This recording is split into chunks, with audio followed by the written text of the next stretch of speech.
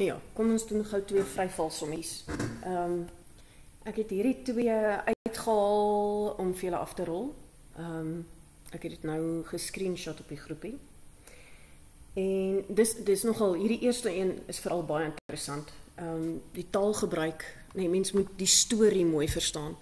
So ek gaan na die kans vat en na die vraag toe gaan. Hulle sê bal A word vanuit rus laat val van die bopunt van 'n gebou, 15,2, so jy kan dit darm sien daar op die skets ook. Nadat hy laat val is, nadat hy 3,2 meter ver geval het, word die tweede bal vertikaal opwaarts gegooi vanaf die grond. En na tyd tref die 2 balle die grond op dieselfde tydstip. So dit is belangrik om nie aan te neem dat hierdie bal tot daar gaan of tot heel bo gaan. Jy weet nie hoe hoog hy opgaan nie. Al wat jy weet is dat die 2 balle op dieselfde tyd die grond tref.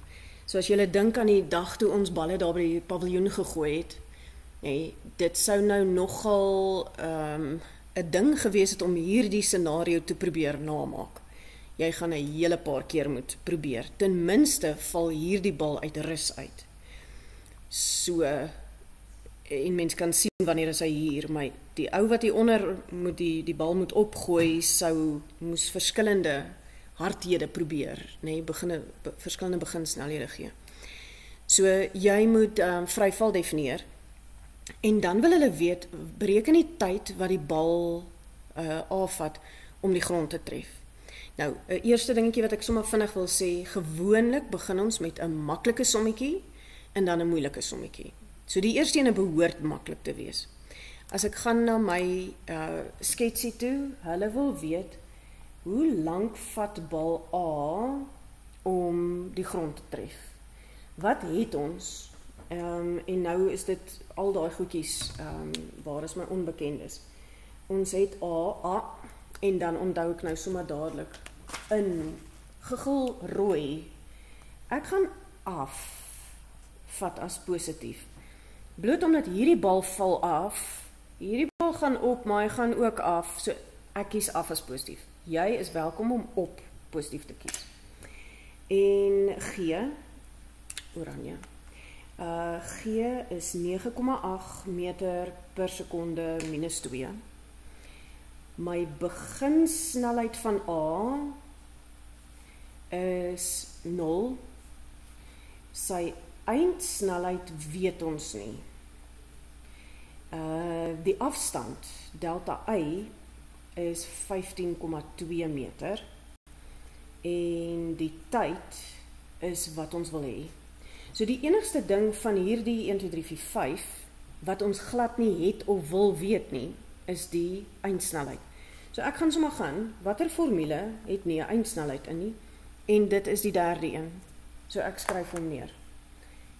Delta I is gelyk aan die beginsnelheid, die tyd, plus die helfte van A of G, tyd kwadraat. Hierdie lyk pret. 15,2 is gelyk aan, beginsnelheid is 0, ag dankie tog, want daar val my gelyktydige vergelyking. Ag my 3 term wat moeilik is weg. Fantasties. Plus die helfte van plus 9,8. Ek gaan nou na die tekens kyk. En t kwadraat. So ek het af, die bal val van bo af onder toe. Af is positief. So ek gaan hierdie 15,2 los uit positief. Daar is 0.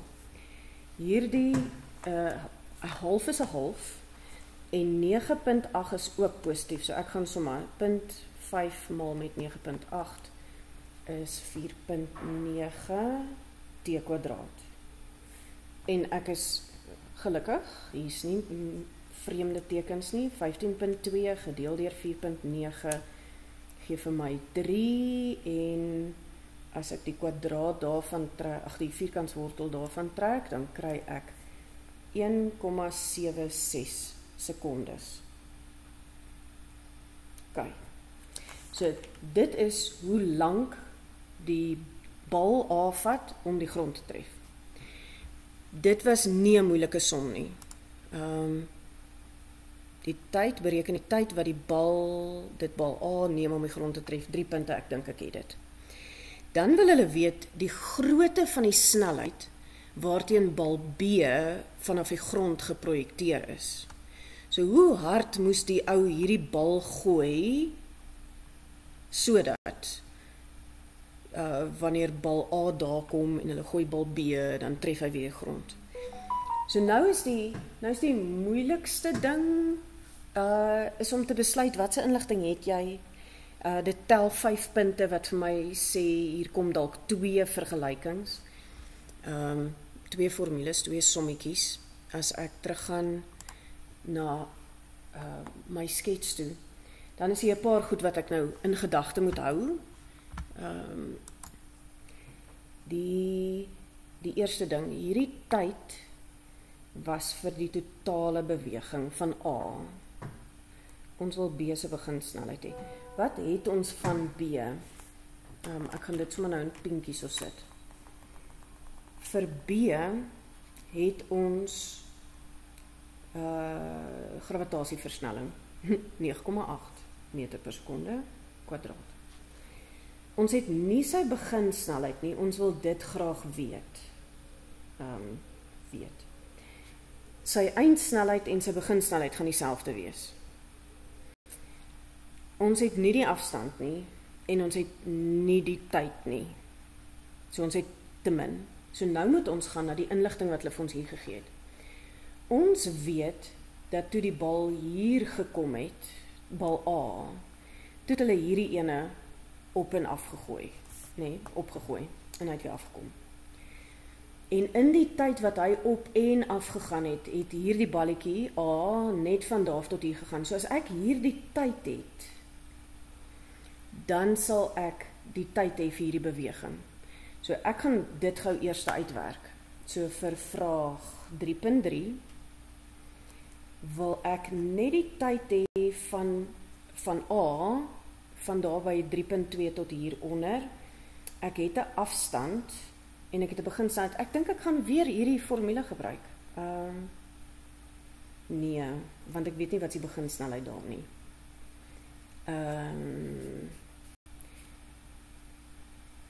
So ek sou kon uitwerk. Ek weet wat sy beginsnelheid. So ek gaan hierdie formule gebruik. VI 0 die tyd plus die helfte van versnelling t². Maar dan in plaas daarvan om hier 15 in te sit, gaan ek nou net 3 insit. Of ek kan 15, hierdie twee van mekaar aftrek. As ek hierdie afstand vat, so, wat vir my lyk soos 12, en dit hier insit, dan kry ek baie mooi die tyd. My begin, maak nie my beginsnelheid nie. Kom ek sit sommer net gou hierdie klank af. Ek het nie die beginsnelheid van die 12 nie. En ook nie die eindsnelheid nie, so nee. Kom ons vat die 3,2. Ek kan die 3,2 se afstand vat. My beginsnelheid is 0. Hier is daarom nou baie gekrap. Die tyd gaan 0 wees. My gravitasie 9,8 tyd². En nou kan ons dit gelukkig weer mooi skryf. Dit is af, so is positief. Daai is 0, hierdie is weer 4,9 t². So die tyd wat hy gevat het, kom ek hou net op met praat, 3,2 gedeel deur 4,9 se wortel is 0,8 1 sekondes. Maar hier is so baie desimale en ek dink ek gaan nou aftrek, so ek hou hulle baie mooi daar. S. So dit is die tyd wat A gevat het om daai stukkie te val. So nou kan ek dit net aftrek van hierdie 1,76 minus hierdie 0,81. Ek skryf nou maar daai neer, maar ek gaan nou 1.76 minus my vorige antwoord. En dan kry ek 0,95 sekondes. Sekondes. So dit is hoe lank dat die bal gevat het om daar te val. Dit voel amper onwerklik. Want hy val nou al hoe vinniger. En ek wou sê, die twee tye is omtrent dieselfde, maar hy moet 3 keer so ver val, maar dis omdat die spoed vermeerder, soos wat jy afval, nie. So, dis die hoeveelheid sekondes wat afvat om van daar af hiernatoe te gaan. So nou sou ek hierdie tyd kon gebruik by B. Ek sou kon sê, ek het die gravitasie, ek wil die beginsnelheid weet. Die begin en die eindsnelheid gaan dieselfde wees. Ek weet nie wat die afstand nie, ek het die tyd vir die hele een, dit voel vir my ek het nog steeds bietjie min. So kan ons, in plaas van om die hele beweging so te vat, net die helfte vat. Kom ons vat van die beginsnelheid tot daar. Dan is my eindsnelheid 0, nee, toe hy bo kom, toe is hy 0. My afstand weet ek nie. My tyd gaan dan die helfte van hierdie wees, nee? Want as A 0,9 sekondes vat om van daar tot onder te val, in dieselfde tyd gaan B op tot daar iewers en weer af, dan sal die tyd vir hom om net op te gaan die helfte daarvan wees. So nou kan ek het daai, ek soek die beginsnelheid, ek het nie afstand nie. Ek het glad nie afstand nie. So wat se een van hierdie formules het nie afstand nie, net die boonste een. Dis nice. So ek gaan sommer nou hier langs die kant gaan. Die final, die initial, die versnelling en die tyd. My final is 0. My initial wil ek weet. Die bal gaan eers op, maar die gravitasieversnelling bly dieselfde.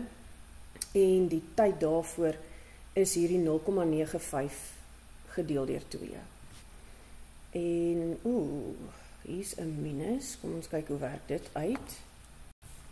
En as ek hierdie uitwerk, is dit 9.8 maal met 0.95 gedeel deur 2. En dit is 4,655. En nou as kom die minus daar wegvat, dan het ek 4,66 meter per sekonde. Hoekom is hy negatief? Kan dit wees omdat ons die beginsnelheid het en ek het afgekies as positief.